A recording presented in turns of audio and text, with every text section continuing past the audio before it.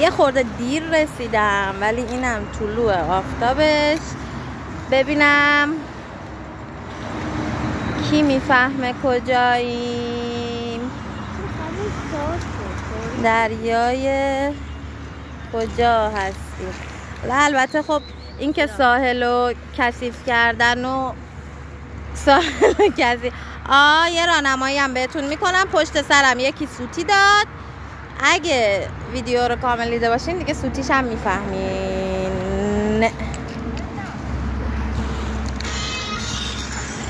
فقط طلوع آفتاب که ما دیر بهش رسیدیم، یه خورده اومده بالا دیگه، ببخشید.